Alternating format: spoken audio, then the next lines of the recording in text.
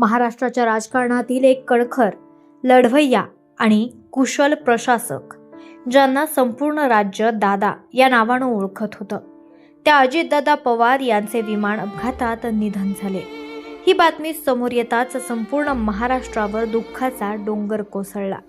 खरोखरच हा दिवस महाराष्ट्रवासियांसाठी एक काळा दिवस ठरला आहे। अजितदादा म्हणजे केवळ एक राजकारणी नव्हते, तर ते महाराष्ट्राच्या प्रशासनाचा चालता बोलता अनुभव होते।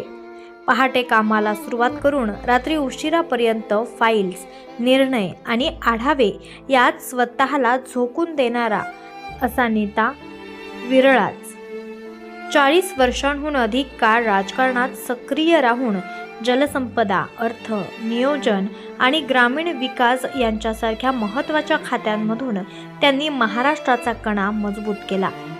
काम झालं पाहिजे ही त्यांची ओळख होती। आज त्यांच्या जाण्यानं निर्माण झालेली पोकळी कधीही भरून न निघणारी आहे। दादांच्या 44 वर्षांच्या राजकीय प्रवासात त्यांनी अनेक विक्रम प्रस्थापित केले। 6 वेळा उपमुख्यमंत्री, राज्याचे सर्वाधिक काळ अर्थात 8 वर्ष 278 दिवस उपमुख्यमंत्री राहण्याचा मान, 11 वेळा राज्याचा अर्थसंकल्प सादर करण्याचा विक्रम, 1982 मध्ये सहकारी कारखान्यातून प्रवेश, 1991 मध्ये जिल्हा मध्यवर्ती बँकेचे अध्यक्ष आणि बारामतीचे खासदार म्हणून निवड झाल्यानंतर सलग 6 वेळा विधानसभेवर वर्चस्व। राजकीय मतभेद असले तरी पवार कुटुंबाला नात्याच्या धाग्यात बांधून ठेवणारे ते एक महत्त्वाचा दुवा होते। सुप्रियाताईंचे लाडके दादा आणि रोहित, युगेंद्र यांचे मार्गदर्शक म्हणून त्यांनी नेहमीच कौटुंबिक ओलावा जपला।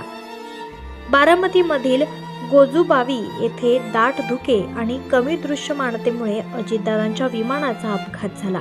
या अपघातात दादांसह एकूण 5 जणांचा मृत्यू झाला। केंद्र सरकारनं या प्रकरणाच्या चौकशीचे आदेश दिले असून एअरक्राफ्ट इन्व्हेस्टिगेशन बोर्ड आणि नागरी विमान उड्डाण मंत्रालयाचे पथक बारामतीत दाखल झालेले आहे। विमानाचा ब्लॅक बॉक्स ताब्यात घेण्यात आला असून फॉरेन्सिक टीमद्वारे तपास सुरू आहे। उपमुख्यमंत्री एकनाथ शिंदे, मी माझा मोठा भाऊ गमावला आहे, अशा शब्दात उपमुख्यमंत्री भावूक झाले।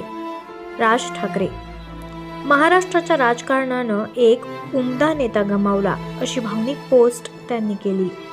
शरद पवार, हा अपघात अत्यंत दुर्दैवी असून यात कोणतेही राजकारण नाही। महाराष्ट्राचे कधीही न भरून निघणारे नुकसान झाले आहे, अशी प्रतिक्रिया ज्येष्ठ नेते शरद पवार यांनी दिली आहे। दादांचे पार्थिव 28 जानेवारी रोजी काटेवाडी आणि त्यानंतर बारामतीच्या विद्या प्रतिष्ठानच्या प्रांगणात अंत्यदर्शनासाठी ठेवण्यात आले होते। आज 29 जानेवारी रोजी सकाळी 11 वाजता त्यांच्यावर शासकीय इतमामात अंत्यसंस्कार करण्यात आले। या प्रसंगी केंद्रीय गृहमंत्री अमित शहा यांच्यासह देशातील अनेक दिग्गज नेते उपस्थित होते। महाराष्ट्राच्या सर्वांगीण विकासासाठी झटणारा, शिस्तप्रिय आणि स्पष्ट वक्ता नेता आज आपल्यातून निघून गेला। दादा, तुम्ही पुन्हा या, तुमची उणीव या राज्याला सदैव भासत राहील। भावपूर्ण श्रद्धांजली। संपादन आयुब शेख, मुख्य संपादक तेज तुफान न्यूज, मंचर, आंबेगाव।